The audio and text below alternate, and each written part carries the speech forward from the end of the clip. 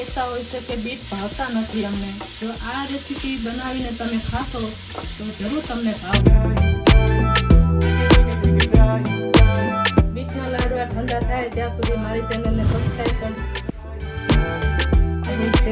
તૈયાર થઈ ગયું છે. હેલો ફ્રેન્ડ્સ, નાચ કિચનમાં તમારું સ્વાગત કરું છું. આજે આપણે બનાવશું બીટના લાડવા. જો મારી રેસીપી તમને પસંદ આવે કમેન્ટ કરજો, વિડીયોને લાઈક કરજો અને ચેનલને સબસ્ક્રાઈબ કરજો. વિડીયોને એન્ડ સુધી જોજો, એક પણ પાર્ટ મિસ ન કરતા. લાડવા બનાવવા માટે મેં 250 બીટ લીધા છે, 2 ચમચી ઘી લીધું છે, ગાર્નિશ કરવા માટે કાજુ લીધા છે, 100 ગ્રામ માવો લીધો છે, 1 વાટકી ખાંડ લીધી છે, અને ઢોકળાનું ખમણ લીધું છે અને કાજુ બદામ. 2 ચમચી ઘી નાખશું.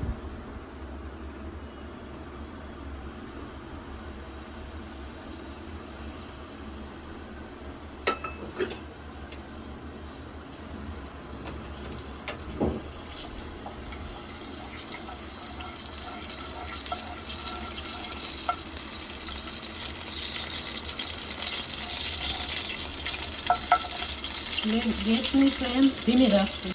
બીટને છીણી લીધા છે, પેલા બીટનો ભૂકો નાખશું, ખમણ નાખશું.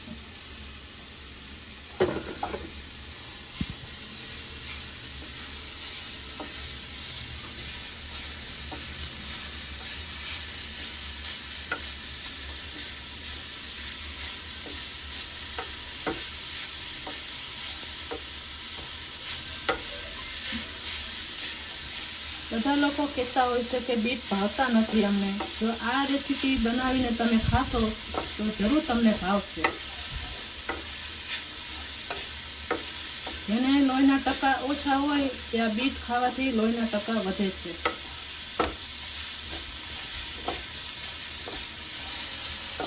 જેમ ગાજરનો હલવો બનાવી તેમ બીટના લાડવા બનશે. બીટના ભૂકાને હલાવતું રહેવાનું.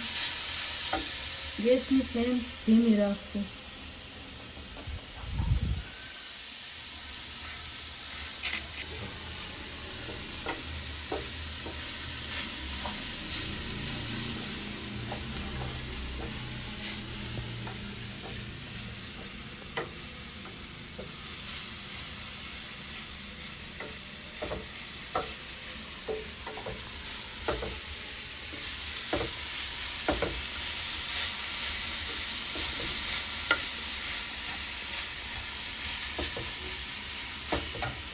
એમાં હવે નાખશું ખાંડ.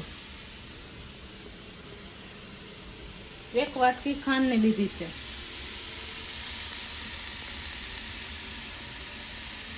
જો તમે મીઠું વધારે ખાતા હો તો તમે તમારા પ્રમાણ પ્રમાણે લઈ શકો છો.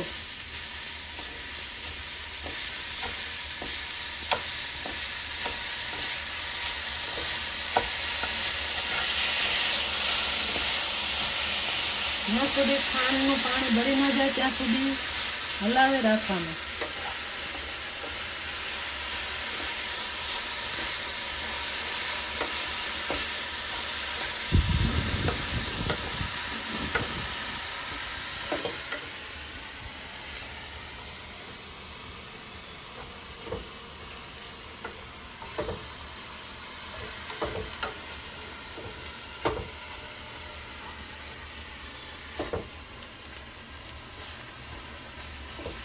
આમ તો બધા કહેતા હોય છે બીટ ભાવતા નથી, પણ બીટ ખાવાથી હોમોગ્લોબિન વધે છે.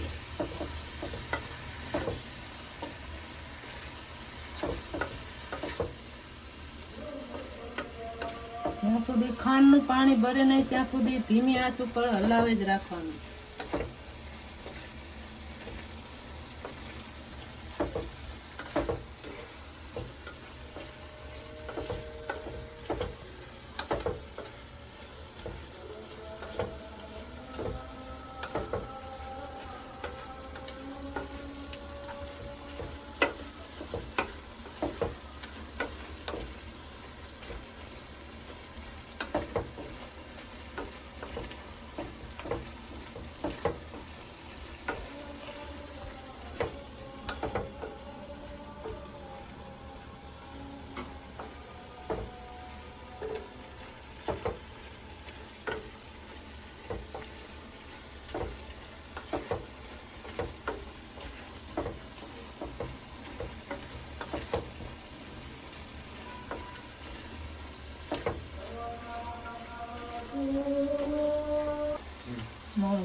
કોથમર.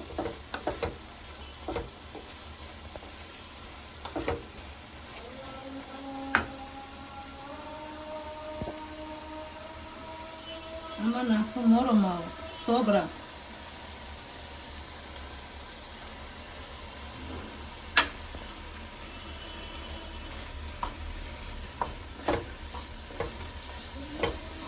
કમ્પ્લીટ ના હોય તો તમે માવો લઈ શકો છો.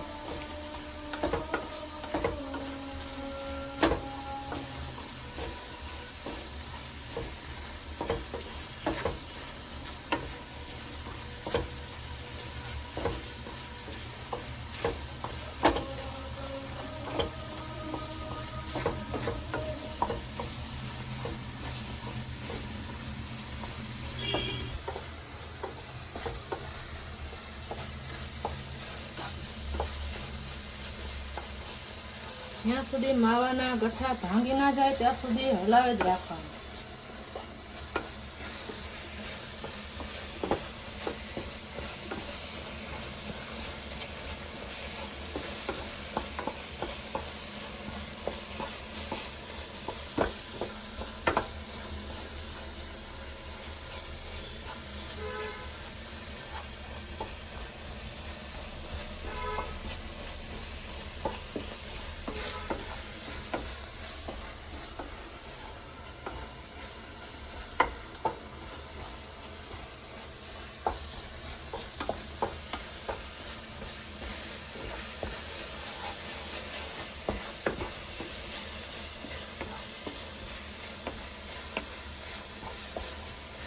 માવો આપણો થઈ ગયો છે.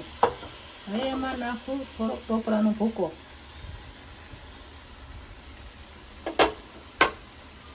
કાજુ બદામ,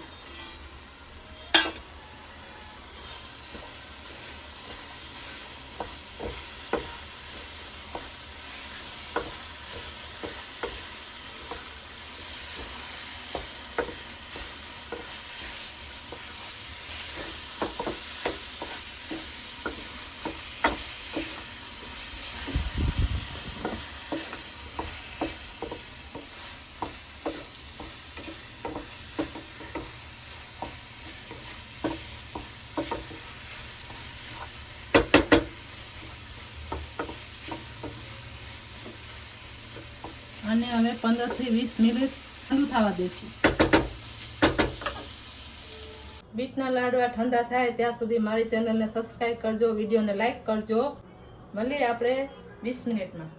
ફ્રેન્ડ, 20 મિનિટમાં આપણું ટેક્સચર તૈયાર થઈ ગયું છે. હાથમાં ઘી લઈને નાના નાના લાડુ વાળો. જો તમે હાથમાં ઘી લેશો ને તો એકદમ મુલાયમ સ્ટોપ થશે. અહીંયા મેં લીધું છે ટોપરાનો ભૂકો.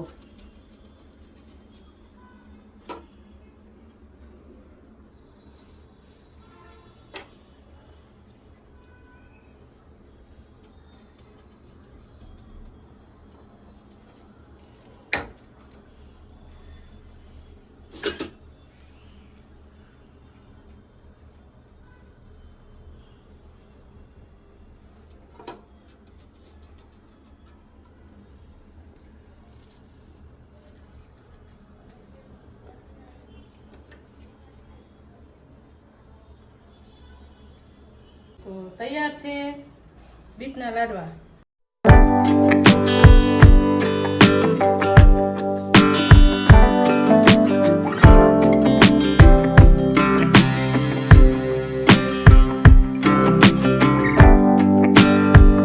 જો તમને આ રેસીપી પસંદ આવી હોય તો કમેન્ટ કરજો, કમેન્ટ કરીને જણાવજો અને વિડીયોને લાઈક કરજો અને ચેનલને સબસ્ક્રાઈબ કરજો. તો મળીએ આપણે આવી ક્યાંક બીજી રેસીપીમાં. બાય.